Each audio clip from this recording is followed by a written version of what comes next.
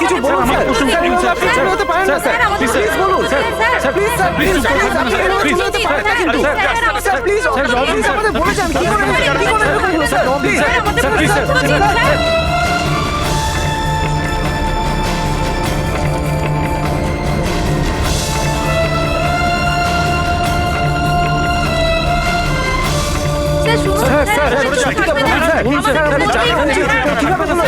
আপনি please please please থাকবেন না স্যার।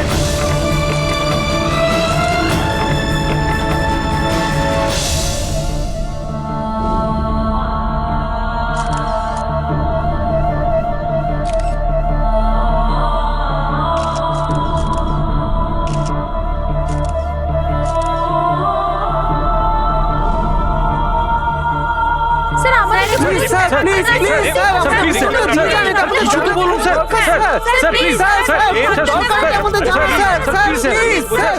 প্লিজ আমাদের স্যার, স্যার আমাদের চুপ থাকবেন স্যার, আমাদেরকে জবাব দিতেই হবে স্যার, আপনারা বলুন স্যার, প্লিজ প্লিজ স্যার,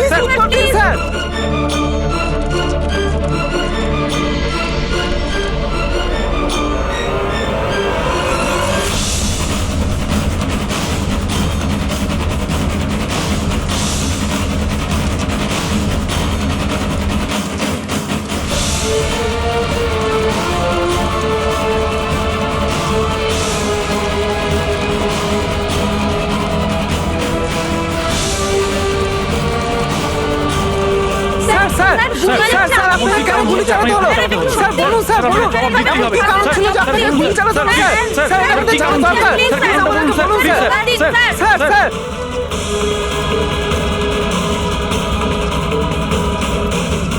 গুলি চালানো কি এমন হয়েছিল যে গুলি চালানো বলুন স্যার, প্লিজ স্যার আপনাকে জবাব দিতেই হবে স্যার, প্লিজ স্যার। স্যার দয়া, কি হয়েছে দয়ার স্যার? এরা বলছে যে আমি নাকি ওকে গুলি করেছি। ওরা মিথ্যে বলছে, আমি জানি যে দয়া।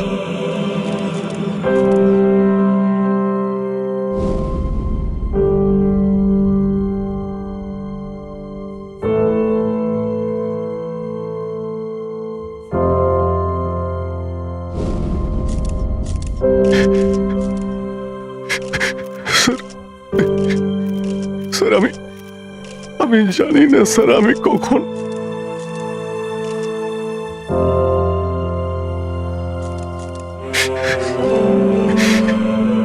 দয়া।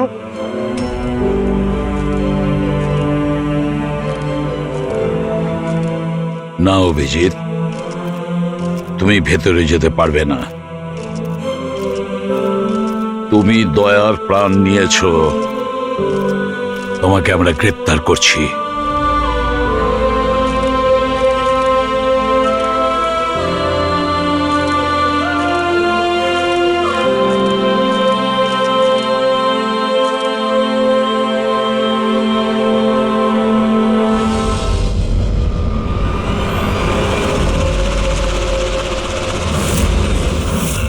স্যার, যার খুন হয়েছে তার নাম ডিকে, একজন প্রাইভেট ডিটেকটিভ।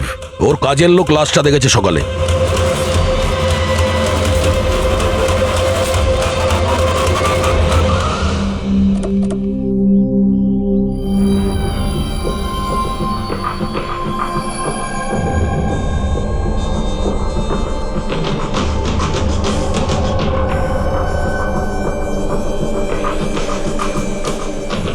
দয়া, এর মুখ তো ক্ষতবিক্ষত, মনে হচ্ছে পয়েন্ট ব্ল্যাঙ্ক রেঞ্জ থেকে একাধিক গুলি করে মারা হয়েছে একে।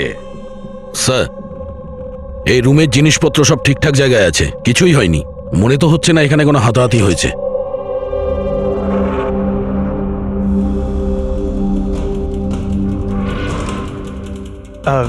স্যার, স্যার এই কাভার্ড আর লকার তো খোলা আছে, আর সব জিনিসপত্র নিজের জায়গায় আছে। দেখে তো মনে হচ্ছে যে কেউ এতে হাতি দেয়নি।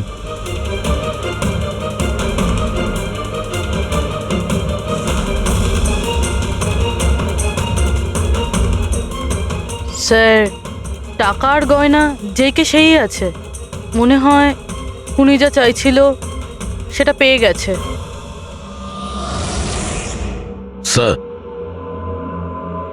গুলি।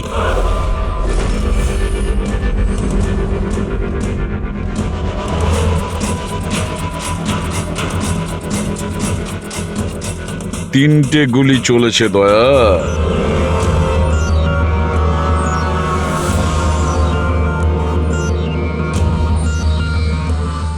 স্যার, হ্যাঁ বলো ফেডরিক। স্যার এই জানলাটার কাঁচ সরানো হয়েছে, তার মানে খুনি এখান থেকেই পালিয়েছে। হ্যাঁ,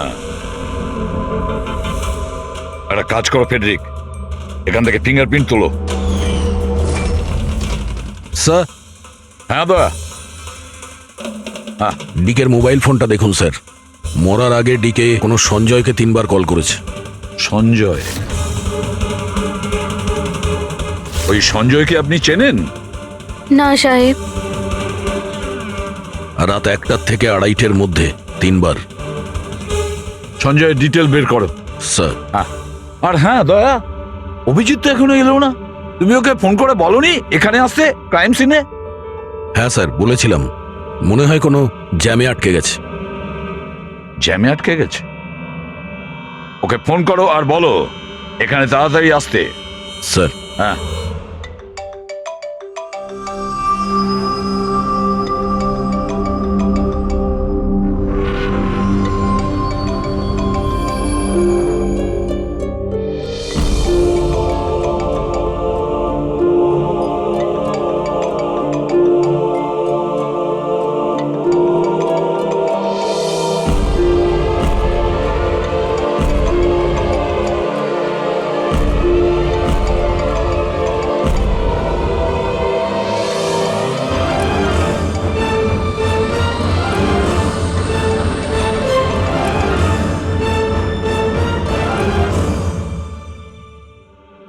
হ্যাঁ দয়া, অভিজিৎ কি বলছে? কোথায় ও? স্যার মানে ওর শরীর খুব একটা ভালো না স্যার। ও ডাক্তারের কাছে যাবে, তারপর ওখান থেকে সোজা বিউরোতে যাবে। কোনো প্রবলেম আছে? না স্যার, কোনো প্রবলেম নেই।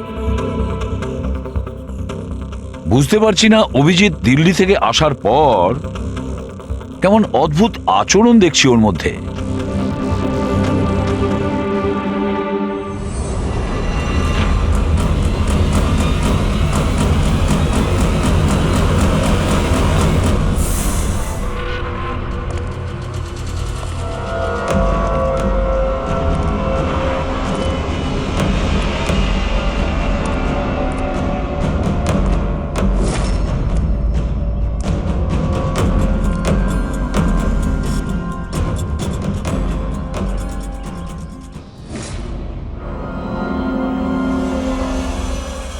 তোমার আমার সাহায্যের দরকার।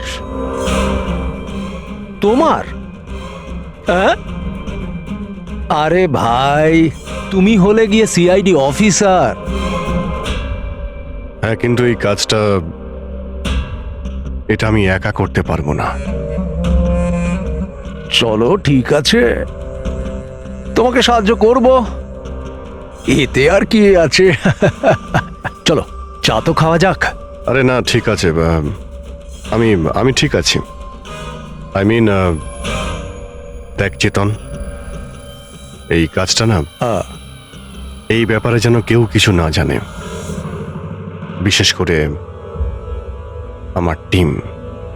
আরে এটা আবার কি কথা বলছো? আমরা এতদিনের পুরনো বন্ধু, এইটুকু বিশ্বাস করতে পারছো না? হ্যাঁ বলো কি করতে হবে? কাউকে ফলো করতে হবে, নজর রাখতে হবে, আর এর জন্য তোকে টাকাও দেব। কি কথা বলছো? বন্ধুত্বের মধ্যে টাকা? হ্যাঁ। আচ্ছা ঠিক আছে, যদি মনে করো টাকা দিয়ে দিও। ফলো কাকে করতে হবে?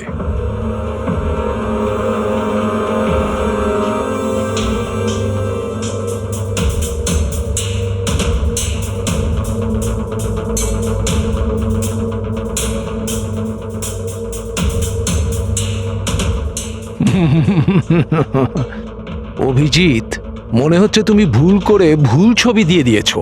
ভুল ছবি আমি দিইনি, একেই তোকে ফলো করতে হবে।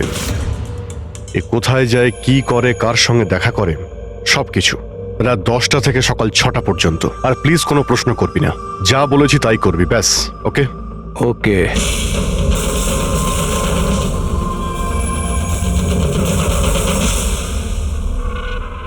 হয় অভিজিৎ পাগল হয়ে গেছে, না হলে বিরাট বড় কোনো গেম চলছে।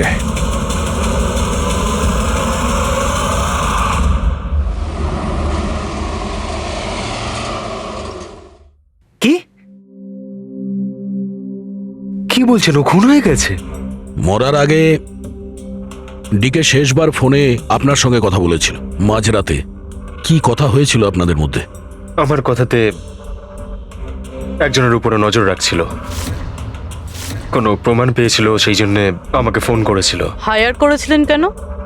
আমার বস মন্দিরা ম্যাডামের জন্য। মন্দিরা? কুমার জুয়েলার্সের ওনার, বিখ্যাত পেজ 3 সেলিব্রিটি। আশা করি আপনারা ওই দিল্লির কেসটার ব্যাপারে নিশ্চয়ই জানেন বোধহয়। ও হো হো হো হো, মন্দিরা কুমার, মন্দিরা দেবী। ওনার বিরুদ্ধে তো ওনার স্বামী, শ্বশুর, শাশুড়ি আর কেয়ারটেকারকে মারার অভিযোগ আছে, তাই না? ঠিক বলেছেন। কিন্তু সঠিক প্রমাণ না থাকার কারণে কোর্ট মন্দিরা দেবীকে ছেড়ে দেয়। আর তার কিছুদিন বাদেই মন্দিরা দেবীর পার্সোনাল অ্যাসিস্ট্যান্ট ঈশানা আত্মহত্যা করে নেয়।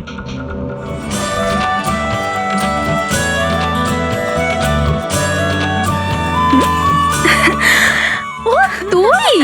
হাই, আজও লেট হয়ে গেলি না? তাড়াতাড়ি যা, সঞ্জয় স্যার তোর ওয়েট করছে কখন থেকে। ও গড, সঞ্জয় স্যার তো তাড়াতাড়ি কেন চলে আসলেন? এসেও পড়েছেন আর খুব রেগে আছেন। মাই গড, তুই আমার ব্যাগটা সামলা, আমি এক্ষুনি আসছি।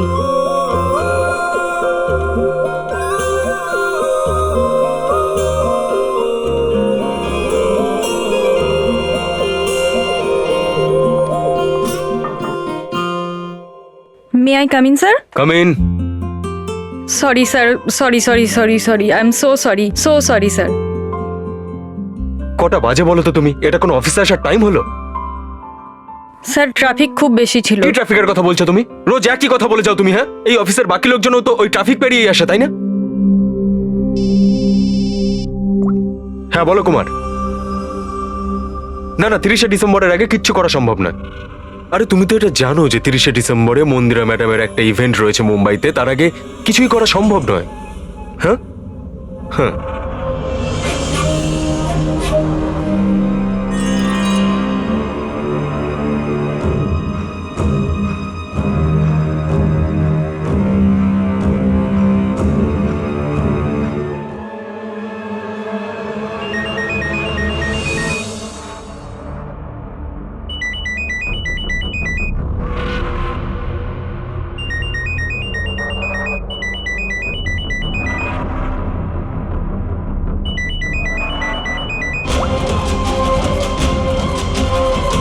ঠিক আছে।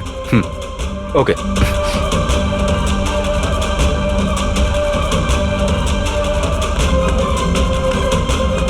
কি হলো? হ্যাঁ, কি হয়েছে নাকি? বাইরে ওভাবে কি দেখছো?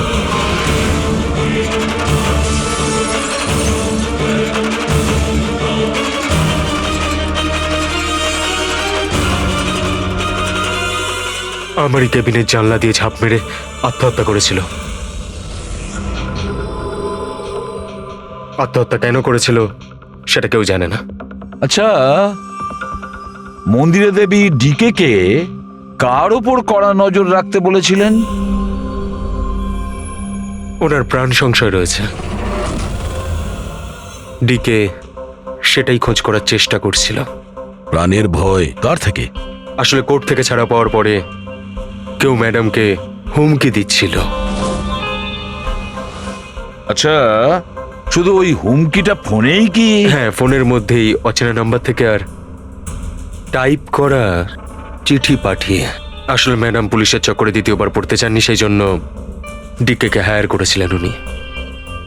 তো কিছু জানতে পেরেছে ডিকে? ওর হাতে কিছু প্রমাণ তো এসেছিল, কিন্তু ও সেটা পেন ড্রাইভে সেভ করে রেখেছিল। ওই পেন ড্রাইভটাও আমাকে দিতে চেয়েছিল, সেই জন্যই দিল্লি থেকে মুম্বাই এসেছিলাম আমি। কিন্তু ডিকের বাড়িতে ওর লকারটা খোলা ছিল। আচ্ছা, ওই লকার থেকে পেন ড্রাইভটা চুরি হয়ে যায়নি তো? হতে পারে দয়া। ওর বাড়িতে আমরা একটা ল্যাপটপও পেয়েছি স্যার, হয়তো ওর থেকে কিছু জানা যাবে। মন্দির এটা কি করে করতে পারলো? পুরো অ্যাকাউন্টটাই বন্ধ করে দিল। নিজেকে কি মনে করেন উনি? সবকিছু কি ওনার ইচ্ছা মতো হবে নাকি? এনারা কারা? সিআইডি। আমরা ওই মানে সঞ্জীবের সঙ্গে দেখা করতে এসেছি। আপনারা দুজন কে? স্যার ইনি কায়রা, মিস্টার কুমার, মন্দিরা ম্যাডামের মেয়ে। ও স্যার, আর ইনি ম্যাডামের রিলেটিভ মিস্টার সুবীর। আমরা মন্দিরা ম্যাডাম আর ওর ফ্যামিলির সঙ্গে কবে দেখা করতে পারবো? কারণ ওদের প্রাণ রক্ষা করার দায়িত্ব এখন আমাদের ওপর। ইনফ্যাক্ট মন্দিরা ম্যাডাম, কায়রার কাকাতো দাদা শেখর আর ওনার স্ত্রী সবাই আজ রাতেই আসছেন। 30শে ডিসেম্বর কুমার্স জুয়েলার্সের একটা বড় চ্যারিটি ইভেন্ট রয়েছে, তাতে পার্টিসিপেট করার জন্য।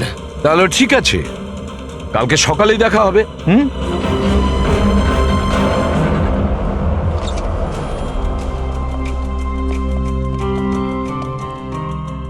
এসব কি হচ্ছে? সিআইডি আমাদের পার্সোনাল ব্যাপারে ঢুকছে কেন?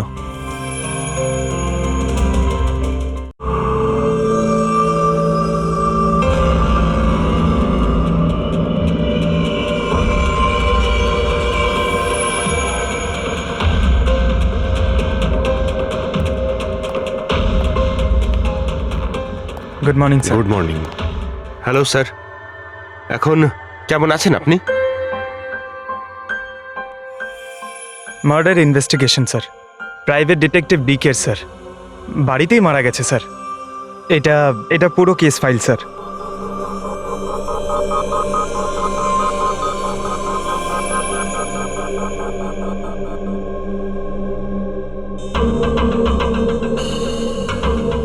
স্যার, এই ছবিগুলো ওর বাড়ির ছবি, এগুলো ওরই বাড়ির ছবি এটা, আর এখানেই ওর মার্ডার হয়েছে, তাই না?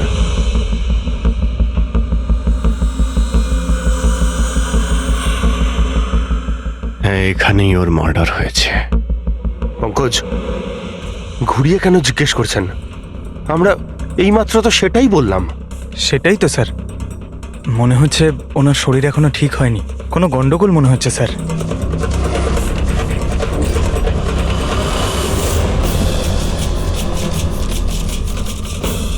অভিজিৎ,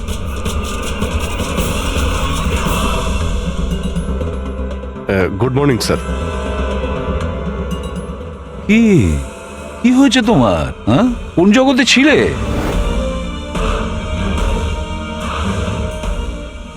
অভিজিৎ, তোমার শরীর খারাপ ছিল না? তাহলে ডক্টরের কাছে যাওয়ার কথা ছিল, এখানে কেন? হ্যাঁ হ্যাঁ স্যার, ওই কিছুদিন ধরেই শরীরটা ভালো নেই স্যার, কিন্তু এখন ঠিক আছে। I am better now. Yeah, গোলমাল চলছে। স্যার, ডিকে সঞ্জয়কে যে পেন ড্রাইভটা দিতে যাচ্ছিল, ওর যে ডেটা আছে ওগুলো উদ্ধার করার যে একটা উপায় আছে স্যার। পেন ড্রাইভ তো পাওয়া যায়নি তো? তাহলে ডেটা কোথা থেকে পাবে? স্যার, আছে না একটা উপায় আছে, ওই আমরা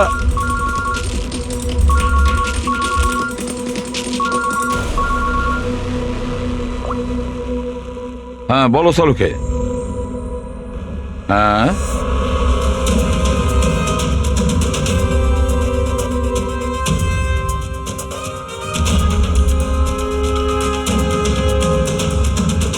দয়া স্যার,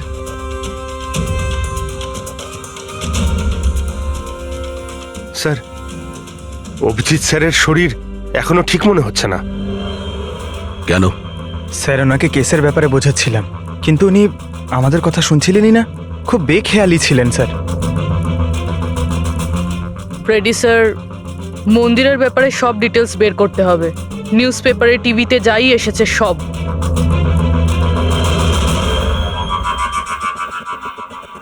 বাড়িতে ঢোকার একটাই রাস্তা আছে, মেন গেট।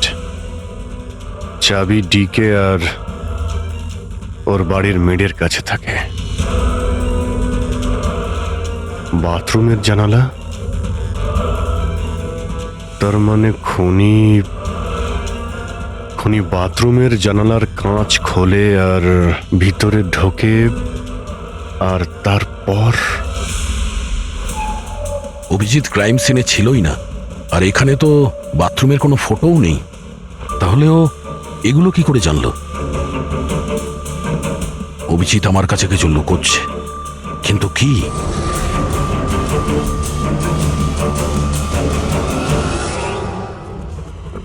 ডিকের কম্পিউটার থেকে যে ডেটাগুলো ডিলিট হয়েছে সেটা ওর অনলাইন অ্যাকাউন্ট থেকে বের করা যেতে পারে। বাস একবার এই পাসওয়ার্ডটা ম্যাচ হয়ে যাক।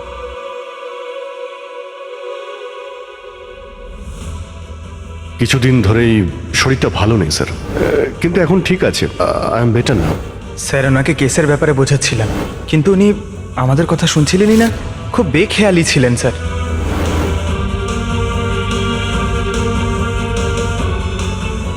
Yes sir, sir password match হয়ে গেছে।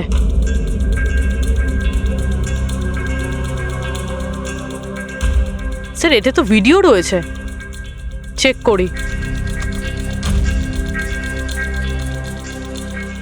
স্যার এটা তো ডিকের কম্পাউন্ডের ভিতরের ফুটেজ, এর মানে ওখানে সিসিটিভি ক্যামেরা আছে? আছে না, ছিল। আমাদের পৌঁছানোর আগেই কেউ বার করে নিয়েছে। কিন্তু বের কে করেছে? অন্য ভিডিওটা দেখো।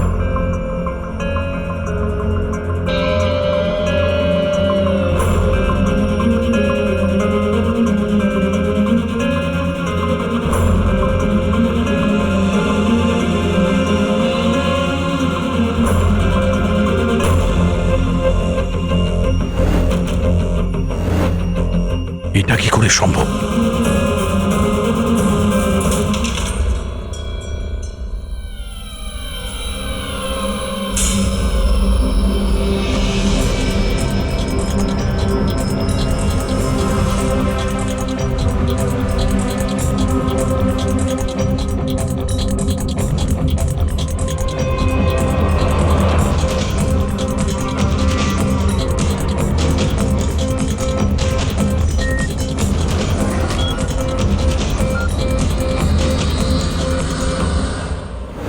ডক্টর সালুকে আপনি খুব ভালো করে ক্রস চেক করেছেন তো? মানে বন্দুক তো আমাদের কাছে নেই, তাই বলছিলাম কোথাও কোনো ভুল? না দয়া, কোনো ভুল নেই। আমি একবার নয় 10 বার ক্রস চেক করেছি। মানছি যে বন্দুকটা আমাদের কাছে নেই, কিন্তু বন্দুকের রেকর্ড তো আমাদের কাছে আছে। সেই গুলিটা যা দিয়ে ডিকে মারা হয়েছে, সেই গুলিটা ওর বন্দুক থেকেই চলেছিল। গুলির প্যাটার্ন, গুলির উপর লেগে থাকা চিহ্ন, সবকিছু এইটাই প্রমাণ করছে যে সেটা অভিজিতেরই বন্দুক। স্যার স্যার গুলি অভিজিতের বন্দুক থেকে চলেছে, কিন্তু তার মানে তো এটা নয় যে অভিজিৎ গুলিটা চালিয়েছে। এক্স্যাক্টলি স্যার, সেই কারণে আমি এই কথা এসিপি স্যারকে বলিনি, শুধুমাত্র আপনাদের সঙ্গে কথা বলেছি, যাতে আমি এই মামলা সুরাহা করতে পারি। কি তুমি এই কথাটা এসিপি কে জানাওনি? কি বলবো স্যার, কি বলবো ওনাকে? যেখানে আমার বিশ্বাস হচ্ছে না, তাহলে ওনাকে কি বলবো?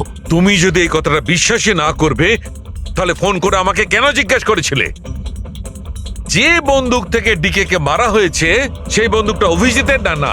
কি এমন ছিল যার জন্য তুমি অভিজিৎকে সন্দেহ করেছিলে? কি ছিল ওটা? এই কারণে ডক্টর, যখন আমরা একটু পিছিয়ে দাও।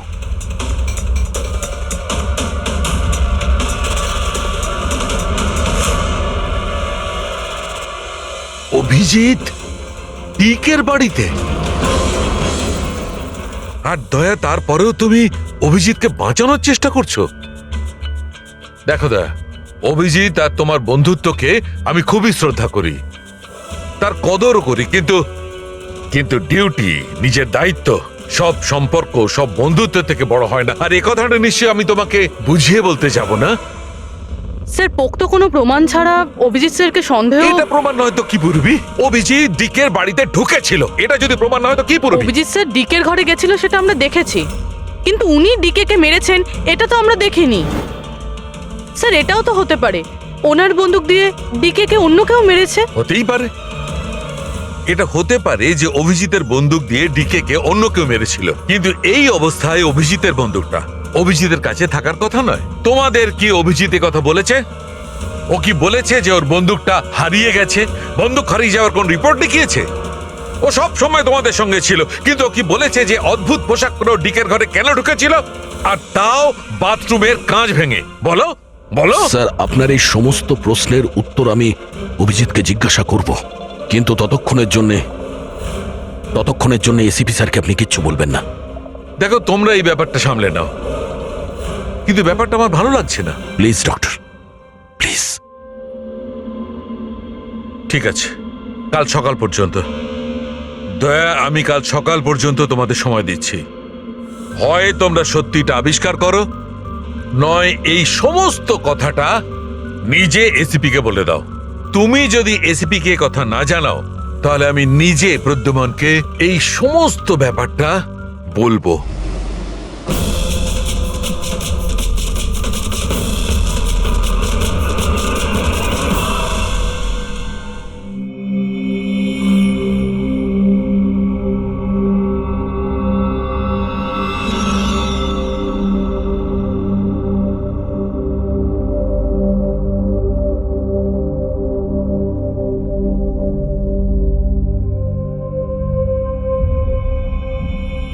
আধ ঘন্টার বেশি হয়ে গেল, 10টা থেকে 10:30 হয়ে গেল, এখনো আসেনি।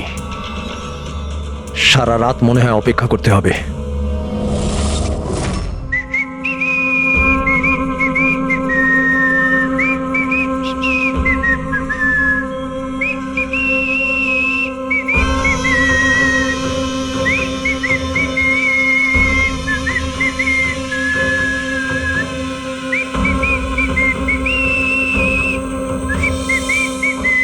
ভুল ছবি আমি দিইনি, একেই তোকে ফলো করতে হবে।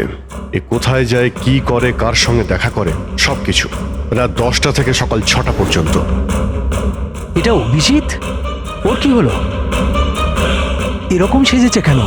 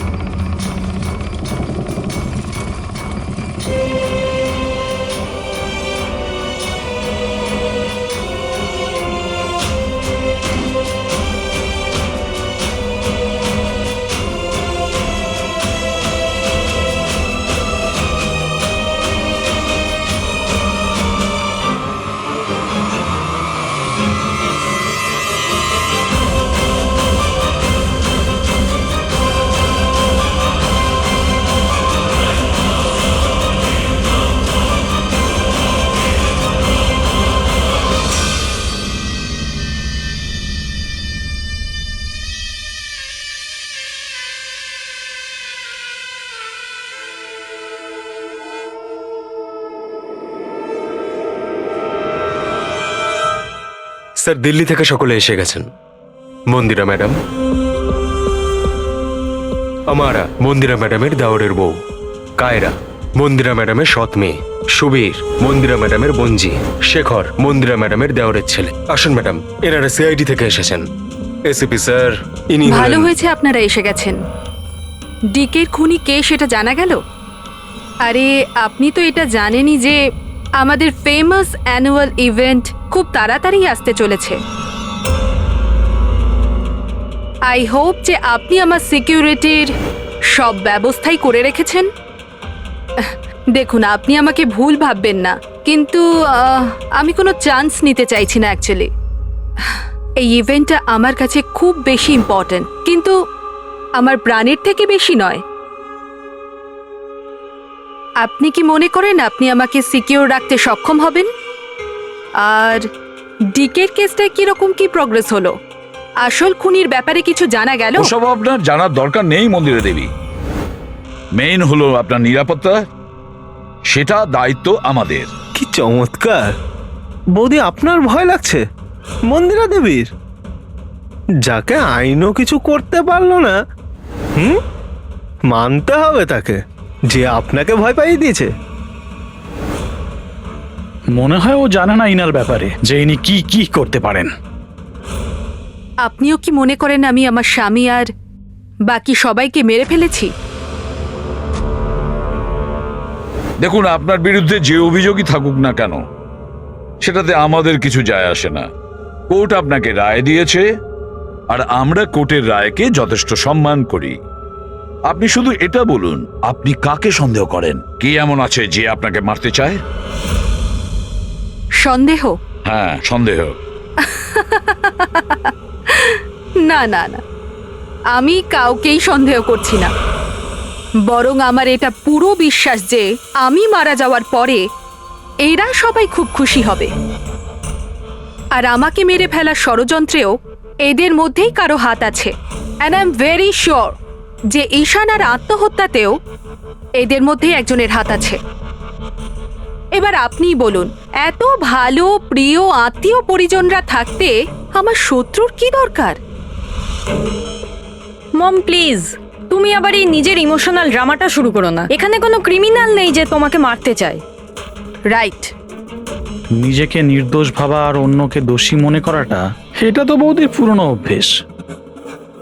আই সোয়ার, আমি তো এই গল্পটাকে বিশ্বাসই করি না। কে মারতে চায় তোমায়? আর কারা হুমকি দিচ্ছে? কোথায় আছে সে হুমকি দেওয়া লেটারগুলো? হ্যাঁ মন্দিরা দেবী, সেটা কোথায়? ওটা আমার মনে নেই, আমি ফেলে দিয়েছি। সি, আই নিউ যে তুমি এটাই বলবে। So convenient. ব্যাস, অনেক হয়েছে। আপনারা একে অপরকে দোষারোপ করা বন্ধ করুন। তবে একটা কথা খুব ভালো করে মনে রাখবেন, আমরা সবাইকে সন্দেহ করি। তাই সবাইকে বলছি, তার মানে হলো আপনাদের সবাইকে সন্দেহ করি, আপনাদের সবাইকে। আর একটা কথা, আমাদের পারমিশন ছাড়া আপনারা এই শহর ছেড়ে যেতে পারবেন না। কেউ শহর ছেড়ে যাবেন না। আর যদি দরকার পড়ে আমরা দ্বিতীয়বার তাকে ডেকে নেব। Thank you very much. Thank you.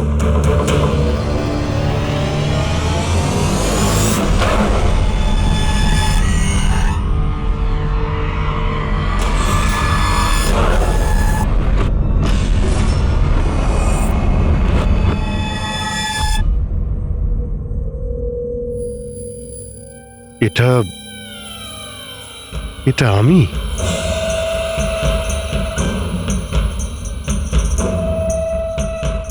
এই পোশাক পরে ঘুরছিলাম?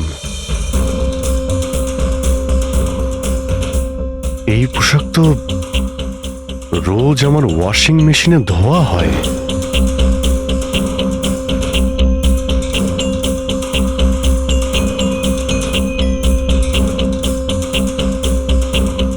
আর এই জুতো,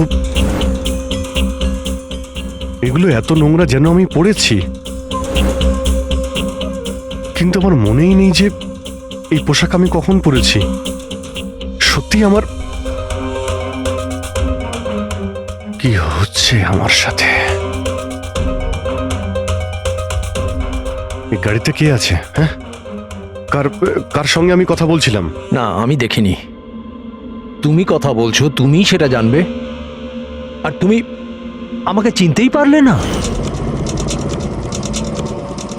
আরে তোর যদি সুইসাইডই করার হয় তাহলে তুই অন্য কোনো বড় গাড়ির সামনে জানা। আমার সামনে কেন এসেছিস? কিভাবে কথা বলছো? এরকম সেজে ঘুরছো কেন তুমি? এই, ইট ইজ মাই স্টাইল, টনির স্টাইল। তুই কে? আমি কে? আমাকে চেনো না? হ্যাঁ, আর এই টনিটাকে? আরে টনি আমি আবার কে? আরে অভিজিৎ, দেখো, কোনো কেসের জন্য তুমি যদি এরকম করে থাকো আমাকে বলে দাও। এভাবে ভয় দেখেও না। আচ্ছা, আচ্ছা, কে অভিজিৎ? কিসের কেস? আর তুই কি বলছিস কিছুই আমার মাথায় ঢুকছে না। আমার নাম হলো টনি। টনির সঙ্গে পাঙ্গা নিবি না, বুঝেছিস? সরে যা আর আমাকে যেতে দে। চল।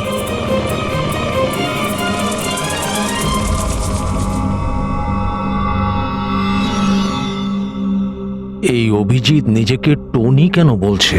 টনি? কে কে টনি? সত্যি তোমার কিছুই মনে নেই? না, আমার কিছুই মনে নেই, সত্যি বলছি আমি। তার মানে তুমি গাড়িতে ওদের সাথে কথা বলছিলে, তারপরে তুমি গেস্ট হাউসের ভেতরে গেলে। Guest house? হ্যাঁ, তার কিছুক্ষণ পরে তুমি বাইরে এলে। আমি গেস্ট হাউসের ভিতরে গেলাম? ভিতরে গিয়ে আমি কি করলাম? হ্যাঁ, তুই দেখেছিস কিছু করেছিলাম আমি? আমি কি করে দেখবো, আমি তো বাইরে ছিলাম না। সব কি হচ্ছে? আমাকে ওখানে যেতে হবে। কোথায়? গেস্ট হাউসের নাম কি? হ্যাঁ,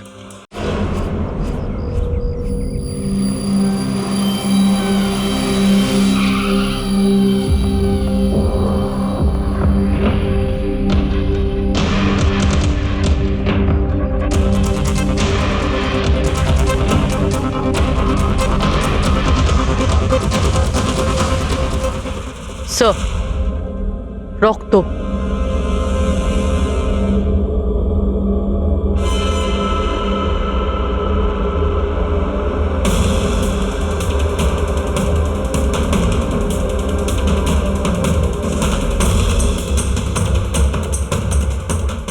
অভিজিৎ,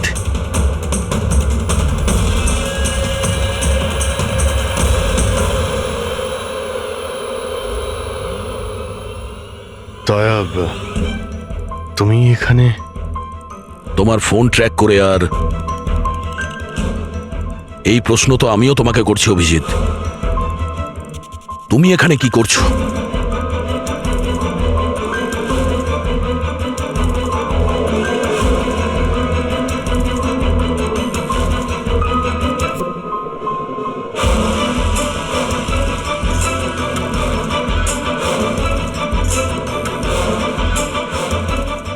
না, এটা আমি আমি আমি বলছি দয়া, এখানে এখানে কি হয়েছিল? অভিজিৎ, এখানে কি হয়েছে ওটা তো আমি দেখছি, তুমি বলো কে করেছে এটা? হ্যাঁ, তো তুমি এদের দুজনকে মেরেছো? আমি? অভিজিৎ, তোমাকে কিছু জিজ্ঞাসা করলাম, তুমি মেরেছো এদের? স্যার স্যার স্যার, আপনি অভিজিৎ স্যারকে দোষ দিচ্ছেন। আমার দোষ দেওয়ার কোনো ইচ্ছা নেই পুরবী, তুমি নিজে দেখছো না এখানে দুটো লাশ পড়ে আছে, রক্তে ভেসে গেছে, আর সিআইডি অফিসার অভিজিৎ লাশের মধ্যে থেকে এই ব্যাচটা তুলছে, বা এটা বলতে পারো প্রমাণ চুরি করছে। অভিজিৎ, আমি তোমাকে আবার জিজ্ঞাসা করছি, তোমার সাথে অপরাধীদের মতো ব্যবহার করতে আমাকে বাধ্য করো না। কি করবো দয়া, আমি কি বলবো? যদি আমি বলি যে এই কাজটা আমি করিনি, তুমি মানবে? যদি বলি যে আমি জানি না যে আমি করেছি নাকি করিনি, আই নো আমি ভুলভাল বলছি, কিন্তু কিন্তু তোমরা তো আমাকে চেনো। অভিজিৎ, আমার সামনে যে প্রমাণগুলো পড়ে আছে ওগুলো দেখে আমরা কিছু বলতে পারবো না। আমাকে আমার ডিউটি করতে হবে।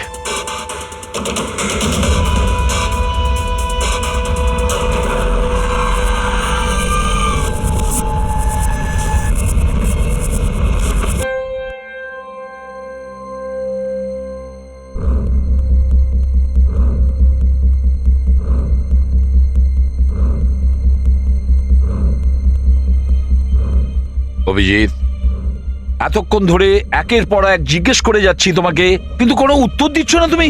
হ্যাঁ, তুমি জানো তোমার ওপর কি অভিযোগ আছে? মাথায় কিছু ঢুকেছে? স্যার, ওই এক মিনিট, ব্যাস। তোমার কাছে এটা আশা করিনি। এত কিছু ঘটে গেল, তুমি আমাকে বলনি কেন? আমাকে বলনি দয়া? সালুকে আমাকে বললো, তা নাহলে তো আমি জানতামই না। তা আমি তাই করেছি যেটা উচিত ছিল। বলো অভিজিৎ, তুমি কি এই খুনটা করেছো? অভিজিৎ, তুমি কি এই খুনটা করেছো? আমি জানি না স্যার। কেন জানো না? তুমি কেন জানো না? হ্যাঁ, ডিকের বাড়িতে তুমি লুকিয়ে লুকিয়ে ঢুকেছিলে, সেটা আমি সিসিটিভিতে দেখেছি। ওই লাশগুলোর পাশে তুমি দাঁড়িয়েছিলে, এই দয়া তোমাকে এখানে ধরে নিয়ে এসেছে। ডিকে আর বডিগার্ডের উপরে যে গুলিটা চলেছে সেটা তোমার গান থেকে চলেছে, ওই গান থেকে চালানো হয়েছে। আর তুমি বলছো তুমি কিছুই জানো না? আমার চোখের ওপর চোখ রেখে তুমি বলো, বলো তুমি এই খুন করোনি, বলো তুমি এইগুলো কিছুই জানো না। বললাম তুমি জানি না স্যার, আমি কিছুই জানি না স্যার, সরি। কি বলবো আপনাকে, আমি কি বলবো স্যার, যখন আমি বুঝতেই পারছি না যে আমি ডিকের বাড়িতে কেন গিয়েছিলাম, কি করে সমস্ত খুন আমার বন্দুক থেকেই হচ্ছে, আমি জানি না স্যার। স্যার আমি তো ডিকিকে চিনি না, ওর বডিগার্ডদেরও আমি চিনি না, আমি মন্দিরাকেও চিনি না, আমি তো স্যার নিজেকেও চিনি না। আমি কোথায় যাই, কি করি, কার সঙ্গে দেখা করি, আমি কিছুই জানি না।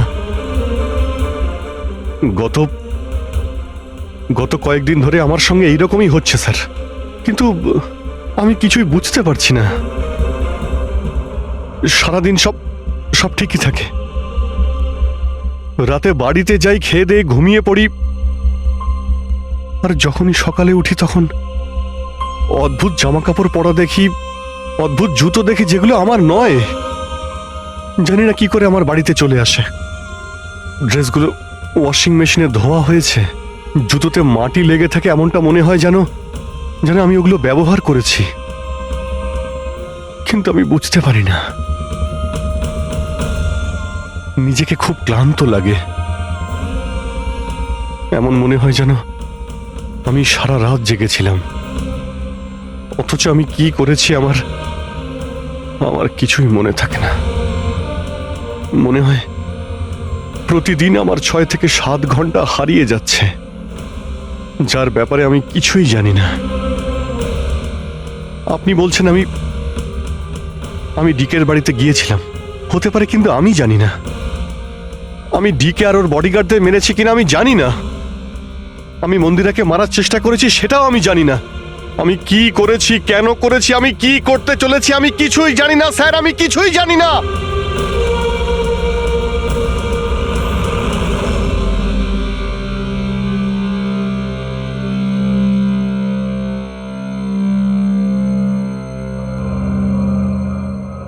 দেখো অভিজিৎ, এই মুহূর্তে তুমি নিজের জন্যে আর অন্যদের জন্যেও বিপজ্জনক। আমি তোমাকে একা ছাড়বো না,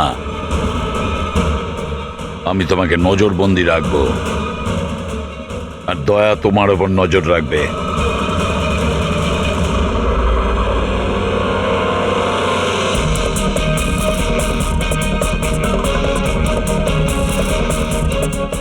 দয়া, স্যার, একটা কথা ভালো করে মনে রাখবে, তুমি নিজের বন্ধুর ওপর নয়, বরং একজন অপরাধী খুনির ওপর নজর রাখবে, এমন একজন লোক যে মানসিক ভারসাম্য হারিয়েছে। আজ থেকে এই কেসের তদন্ত আমি নিজে করব, আর তুমি অভিজিৎকে আটকাবে কোনো অপরাধ করা থেকে, আর তার জন্য যদি অভিজিতের ওপর গুলিও চালাতে হয় তাও তুমি চালাবে। Is that clear? Yes sir.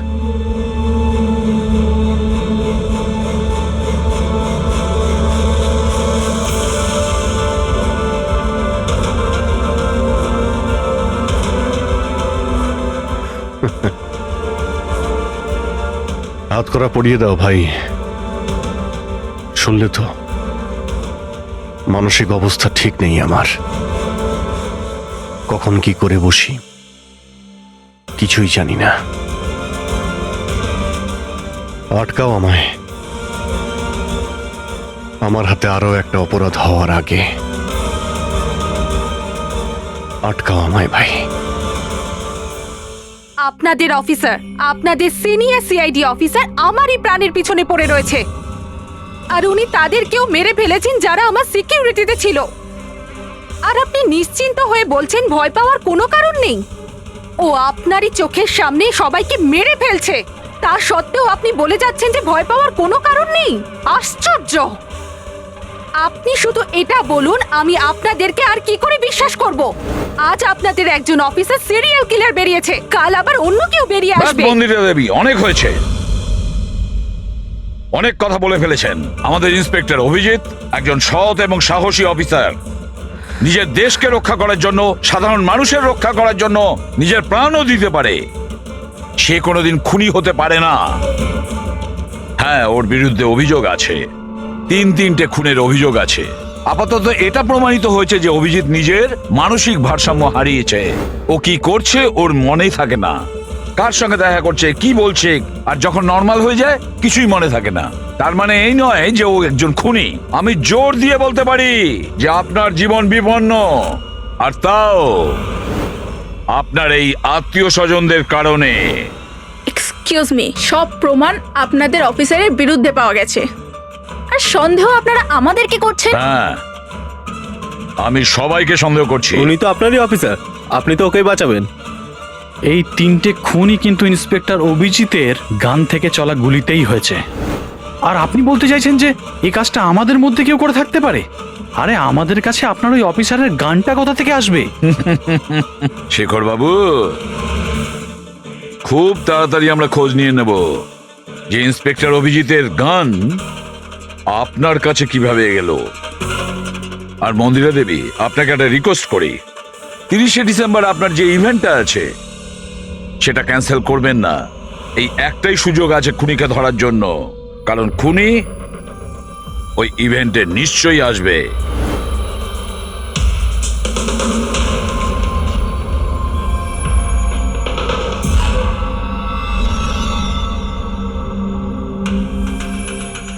Sir sir হ্যাঁ সঞ্জয়, কি হচ্ছে? স্যার, আপনি অভিজিৎ স্যারের ব্যাপারে কিছু বলছিলেন যে ওনার ভিতরে অন্য একজনের প্রতিফলন ঘটে, স্মৃতিশক্তি ওনার, মানে উনি আগের দিন রাতের কথা মনে করতে পারেন না। হ্যাঁ, তো ঠিক এরকমই, এক্স্যাক্টলি এরকমই অন্য আরেকজনের সাথেও হয়েছিল। কার সঙ্গে বলুন? স্যার ঈশানা। ঈশানা? যেদিনও আত্মহত্যা করেছিল তার কিছুদিন আগে থেকেই একদম এরকমই আচরণ করতে শুরু করেছিল। কি অদ্ভুত রকম হয়ে গিয়েছিল, অন্য মনস্ক থাকতো। যেদিন আত্মহত্যা করেছিল তার কিছুদিন আগে থেকেই একটা অদ্ভুত রিংটোন সেট করেছিল নিজের ফোনে, আর তারপর সেই দিন হঠাৎ করে ওই রিংটোনটা বাজতে শুরু করলো। আর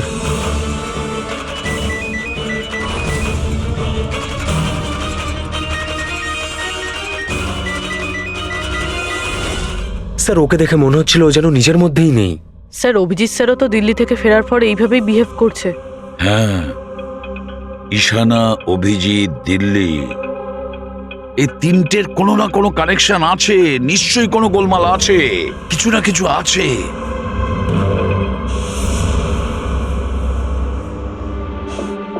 কফি। আরে খেয়ে নাও ভাই, কিছুই মেশাইনি। আমি এখানেই আছি, পালিয়ে যাচ্ছি না। অভিজিৎ, তুমি এই কথাগুলো লুকিয়েছো কেন আমাদের থেকে? লুকোতে হয়েছিল ভাই, কি করব আমি? আমি কিছুই বুঝতে পারছিলাম না যে আমি কি করব, আমার সঙ্গে কি হচ্ছে। যেখানে আমি নিজেই কনফিউজ, আমি সেখানে কি বলবো তোমাকে? সেই জন্য, আর কোনো ব্যাপার নয়। আমার ওপর ভরসা ছিল না নাকি?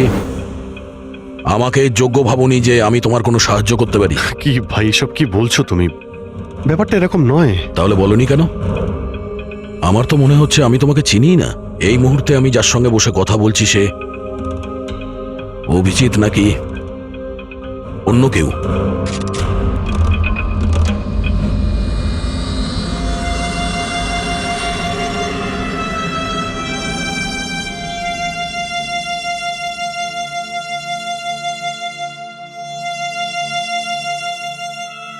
আমি তোমার কোনো ক্ষতি করব না।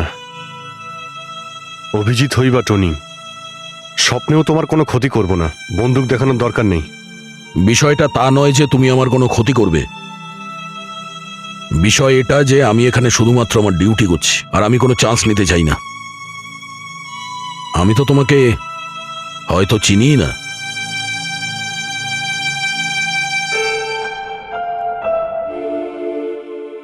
ঠিক আছে, তুমি যখন বুঝতেই পারছো না আর কি বলবো।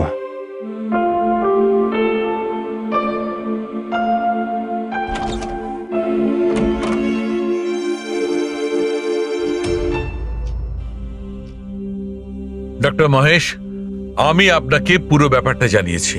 এবার আপনি বলুন আপনার কি মনে হচ্ছে। দেখুন, এক্ষুনি আপনারা যেটা বললেন যে এই অভিজিৎ আর ঈশানার ব্যাপারে, এটার থেকে তো একটা ব্যাপার একদম পরিষ্কার যে দুজনের কন্ডিশনই একদম সমান। Artificially induced split personality.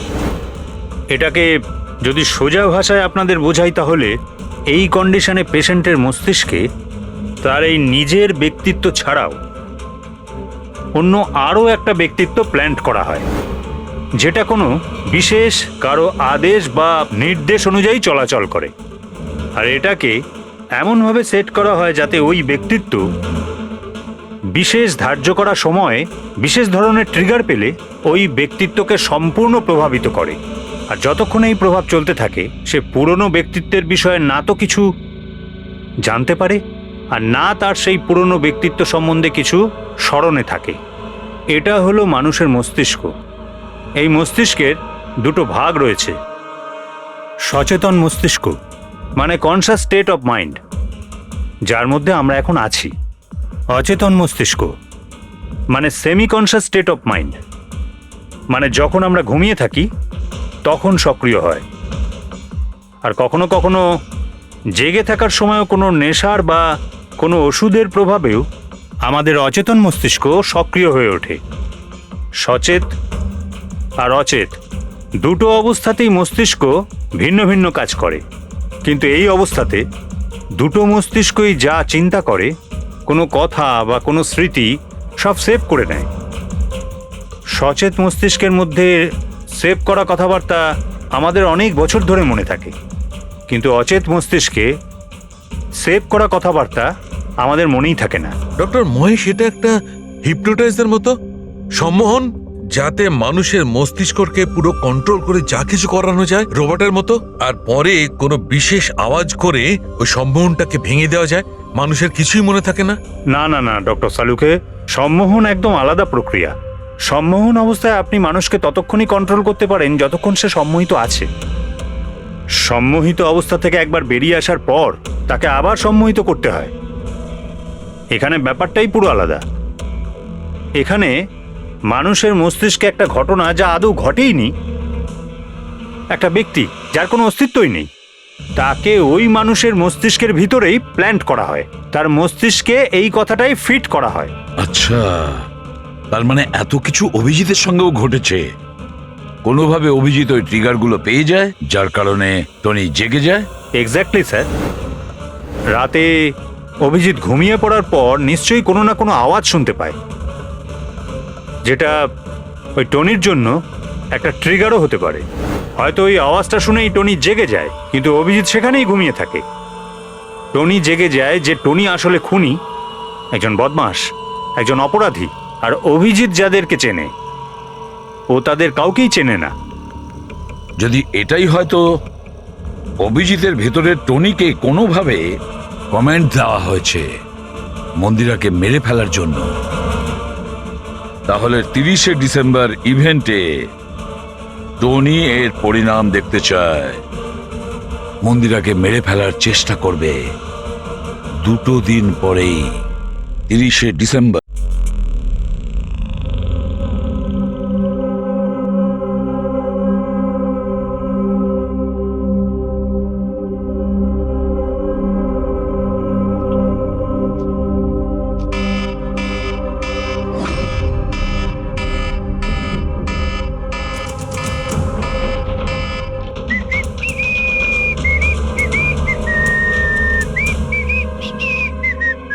Abhijit, Abhijit, কোথায় তুমি?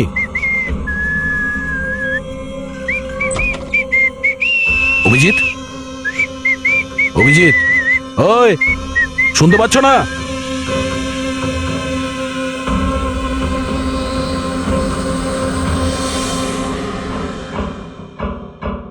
কে রে তুই?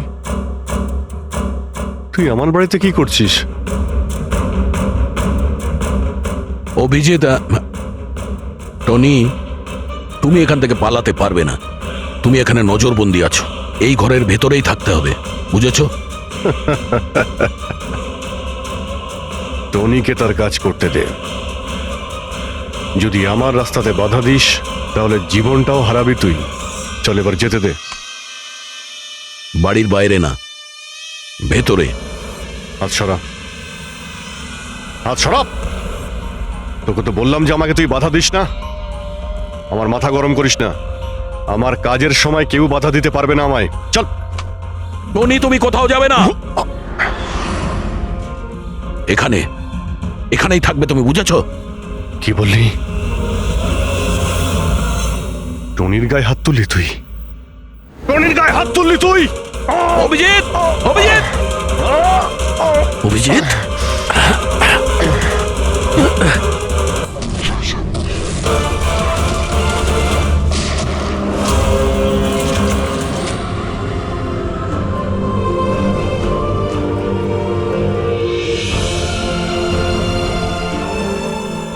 স্যার দয়া, কি হয়েছে? কি হয়েছে দয়ার স্যার?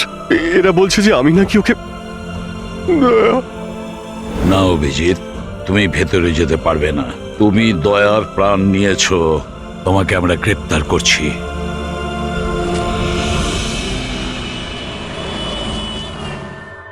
ঈশানার ফোন রেকর্ডে ডক্টর তানিয়ার নাম কয়েকবার এসেছে। আপনাদের মধ্যে কেউ চেনে ডক্টর তানিয়াকে? আত্মহত্যা করার আগে উনি ডক্টর তানিয়ার সাথে দেখা করেছিলেন কি? এই ডক্টর তানিয়া কোনো ডেন্টিস্ট নয় তো? মারা যাওয়ার আগে ঈশানা কয়েকবার একজন ডেন্টিস্টকে দেখিয়েছিল। আমার নাম তো মনে নেই, কিন্তু হতে পারে ইনিই সেই।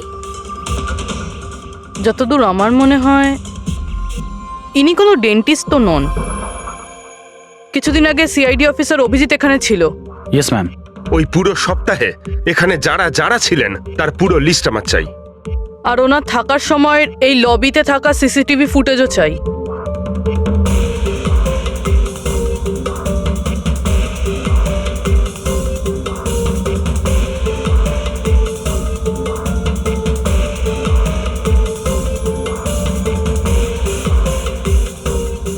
এক মিনিট পজ করুন। এই মহিলাকে যার সাথে অভিজিৎ স্যার কথা বলছে?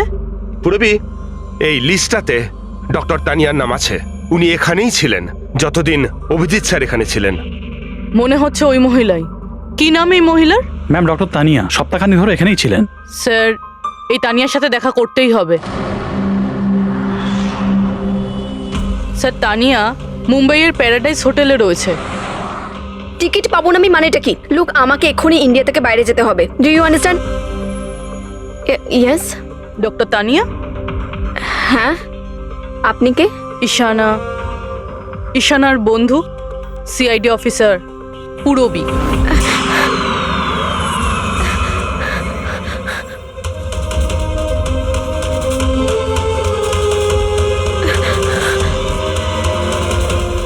পালানো অত সহজ নয়। কোথায় পালাচ্ছেন তানিয়া দেবী?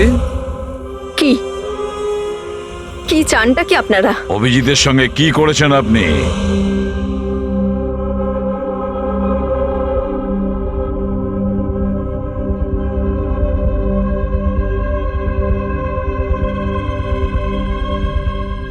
ঈশানা আর অভিজিতের ব্রেনের ওপর আমি এক্সপেরিমেন্ট করেছি। ঈশানাকে আত্মহত্যা করার জন্য আর অভিজিৎকে একটা মার্ডার করানোর জন্য আমি প্রোগ্রাম করেছিলাম। কিভাবে কিভাবে সেই প্রোগ্রামটা করেছেন? আর্টিফিশিয়ালি ইলিউশন স্প্লিট পার্সোনালিটির সাহায্যে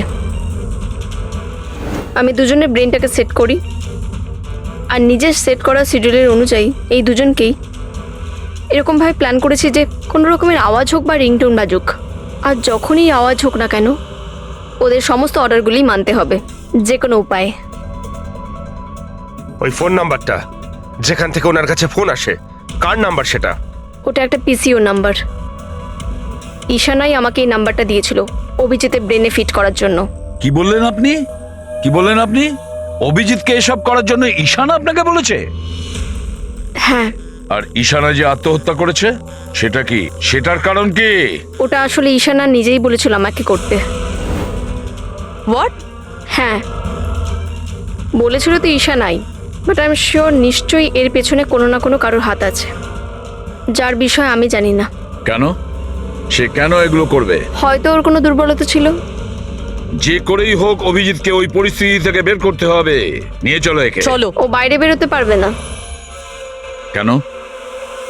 আমি অভিজিতের ব্রেনকে প্রোগ্রাম করেছি। সম্মোহন নয়, যে ইচ্ছে হলো আর ভেঙে দিলাম। আমি অভিজিতের ব্রেনের মধ্যে একটা খুনিকে প্ল্যান্ট করেছি, টনিকে। এটাই হলো সেই আর্টিফিশিয়ালি ইনডিউস পার্সোনালিটি, যেটা আর কোনোদিনও বাইরেই আসবে না। আমি যদি চাই তাহলেও অভিজিৎকে কোনোদিন বাইরে বের করতে পারবো না, কিন্তু আমি যদি এরকমটা করি হয়তো অভিজিৎ পাগল হয়ে যাবে বা ও মারাও যেতে পারে। মানে যখনই ট্রিগার হবে টনি মন্দিরাকে মেরেই ছাড়বে, আরও ততক্ষণ থামবে না যতক্ষণ না সত্যিকারে মেরেই ফেলছে মন্দিরাকে। আর এসবের মধ্যে যে আসবে সেই মারা যাবে। মন্দিরাকে মারার জন্য ট্রিগারটা কি? কি ট্রিগার আছে অভিজিতের জন্য?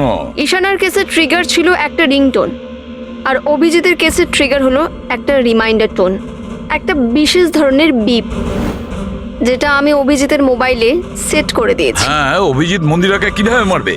কি প্রোগ্রাম সেট করেছো তুমি বলো? ও ততক্ষণ মন্দিরাকে ছুরি দিয়ে স্ট্যাপ করতে থাকবে যতক্ষণ না ও মন্দিরের অনেক রক্ত দেখে ফেলছে। কটা নাগাদ প্রোগ্রাম সেট করা হয়েছে? 10টা নাগাদ। মাই গড, 2 ঘন্টা বাকি আছে। গ্রেপ্তার করো একে।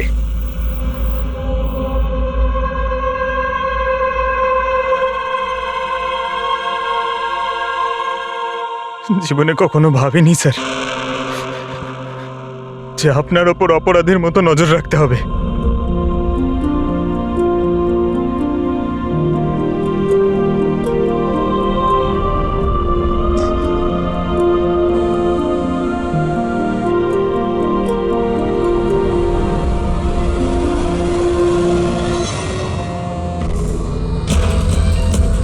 পঙ্কজ, ড্যাম ইট, ফোনটা ধরো।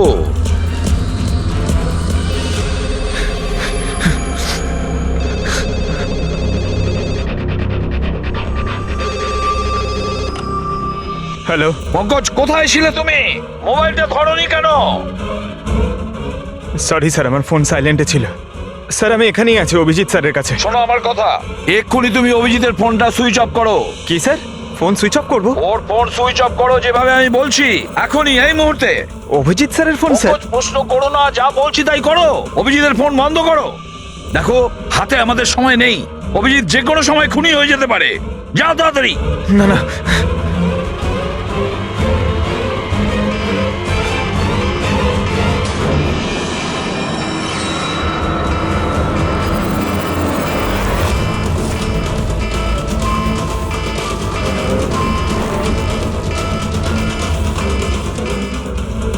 ভিজে গেল, কি করি?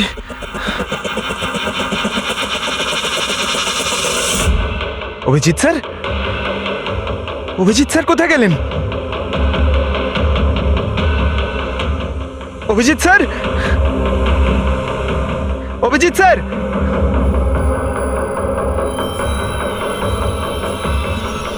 স্যার!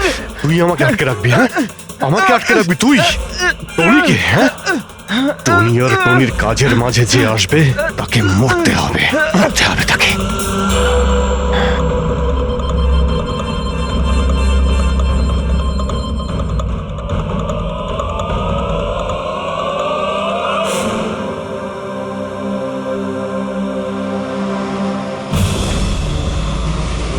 স্যার, এখানেই চ্যারিটি ইভেন্টটা হবে।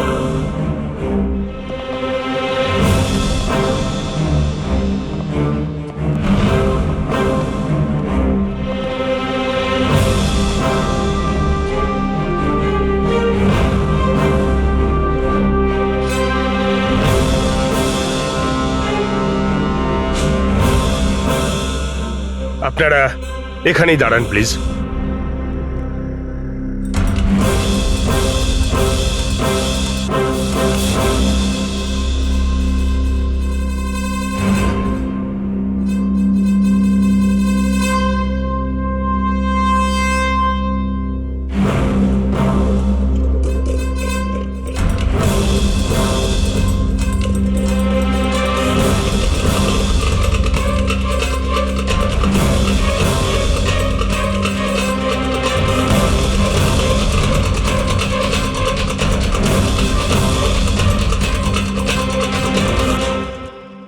হ্যালো লেডিস অ্যান্ড জেন্টলম্যান, প্রত্যেক বছরের মতো এই বছরের সন্ধ্যাটাও খুবই গুরুত্বপূর্ণ।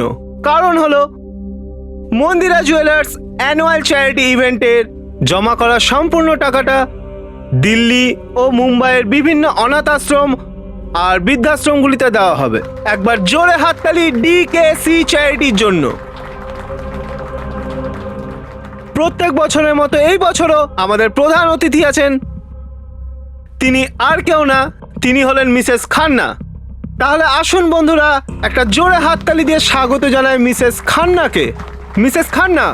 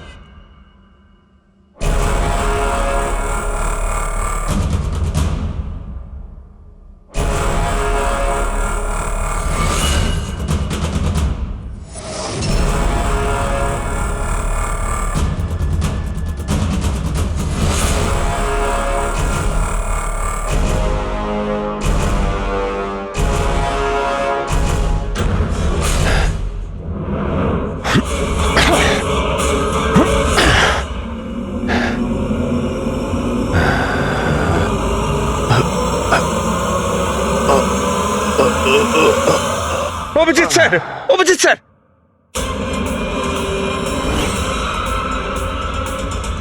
Sir, sir, lights on. Sir, sir, Abhijit ঠিক আছে? স্যার, স্যার ওকে তাড়াতাড়ি নিয়ে চলো, তাড়াতাড়ি এসো।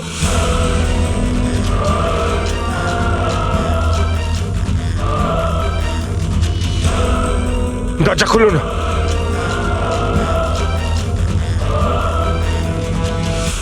মন্দিরা দেবী, টনি তার মিশন কমপ্লিট করেছে, মন্দিরা দেবীকে মারার। আর আমাদেরকে ভরসা করার জন্য আপনাকে অসংখ্য ধন্যবাদ। আপনারা সবাই আমাকে এখানে আনলেন কেন? আমার তো এখন স্টেজে থাকা উচিত। ম্যাডাম, আমাদের একটা প্ল্যান আছে। প্ল্যান? রবি,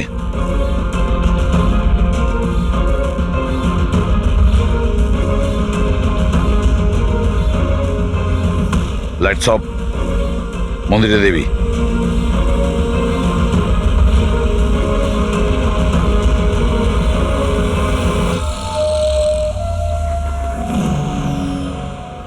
আর আপনার প্রশংসা না করে পারছি না। Thank you. মম, তুমি ঠিক আছো তো? এসব কি? আপনারা আমাদের গ্রিন রুমে লক করে কি করতে চাইছিলেনটা কি? আসল খুনি তো অন্য কেউ, তাই না?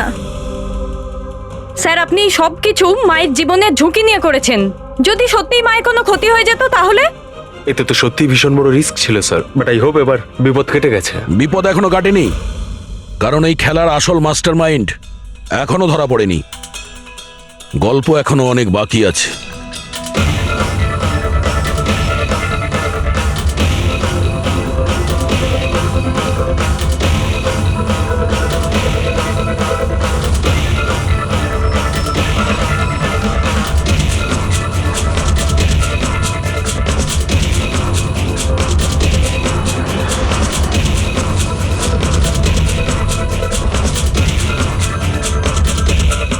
কি হলো? আমাকে দেখে ভালো লাগলো না? কখনো কখনো খুনি পর্যন্ত পৌঁছানোর জন্য আমাদের অ্যাক্টিং করতে হয়।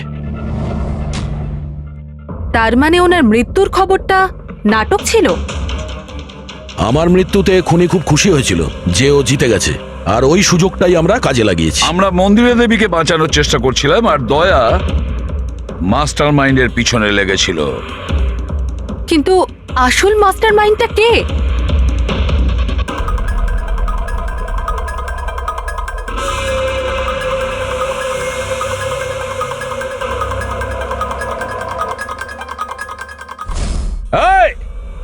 স্যার, স্যার কেউ পালালো স্যার।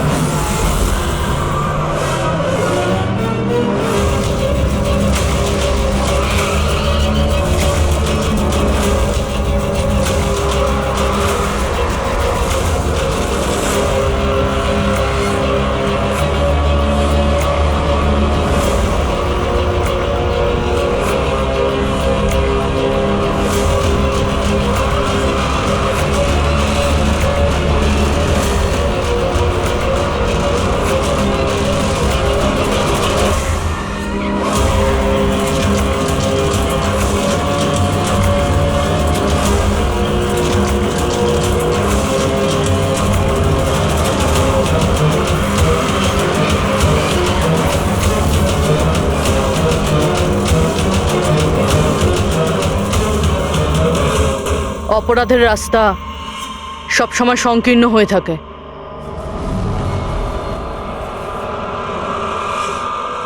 তুমি এটাই ভাবছো যে আমরা কি করে জানলাম যে তুমি খুন করেছো?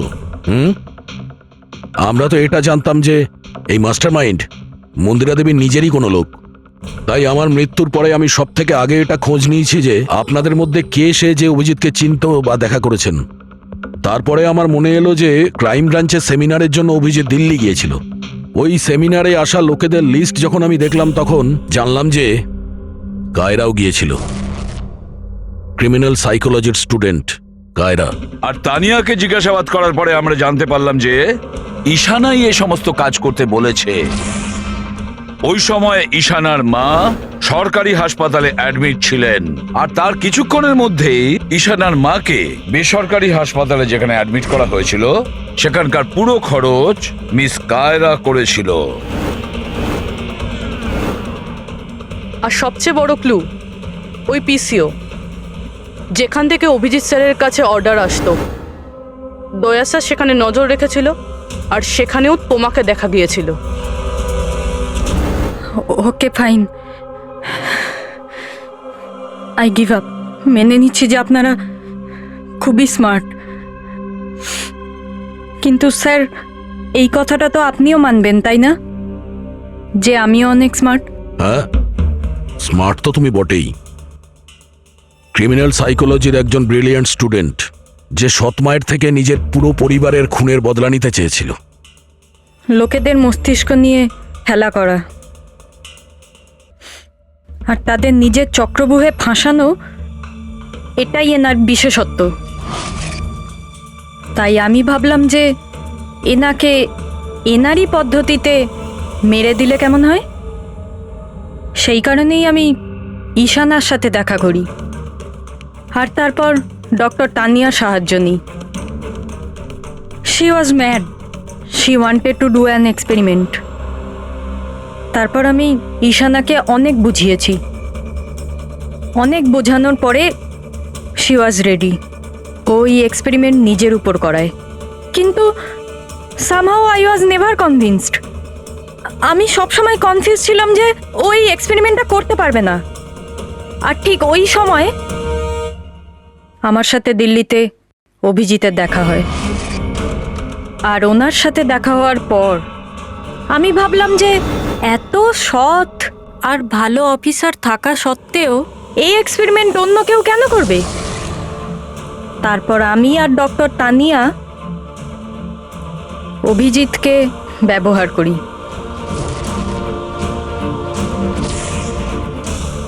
আর আমার এক্সপেরিমেন্ট ওর ওপরে করি। আর ঈশানা আমাদের কোনো কাজে ছিল না, তাই ওকে আমাদের রাস্তা থেকে সরিয়ে ফেলি। ডিকে আর ওই দুজন বডিগার্ড, ওরা তোমার কি ক্ষতি করেছিল? ওদেরকে কেন মেরেছো? এটা এই কারণে করেছি যাতে সমস্ত দোষ অভিজিতের উপর চলে আসে। আর অভিজিতের গান থেকে বুলেট নেওয়ার জন্যে টনি ছিল তোর মাথার মধ্যে। হি ওয়াজ দেয়ার। তুমি এতটা নিচে নামতে পারো কায়রা, আমি কখনো ভাবতেও পারিনি। এবার জানতে পেরে গেছো তো? তুমি আমার মা বাবার সাথে, আমার ফ্যামিলির সাথে যেটা করেছো না, তোমার বেঁচে থাকার কোনো অধিকার নেই। আমি এইসব এই কারণেই করেছি যাতে আমি প্রুভ করতে পারি যে পৃথিবীর যে কোনো মানুষের মস্তিষ্কের সাথে খেলা যেতেই পারে, তা সে যত বড়ই সিআইডি অফিসার হোক। কায়রা, তুমি প্রতিশোধের আগুনে একজন সাহসী অফিসারের প্রাণ নিয়ে খেলেছো, আর তাছাড়াও 4 জন নিরীহ লোকের প্রাণ নিয়েছো। ডিকে, ঈশানা আর মন্দিরা দেবীর 2 জন বডিগার্ডকে। ভীষণ অন্যায় করেছো তুমি। আইন তোমাকে কোনোদিন ক্ষমা করবে না। তোমার তো ফাঁসি হবে, ফাঁসি। স্যার, আপনি প্লিজ এসব মনে করবেন না। একটা বাজে স্বপ্ন ভেবে ভুলে যান। বাজে? ভয়ানক।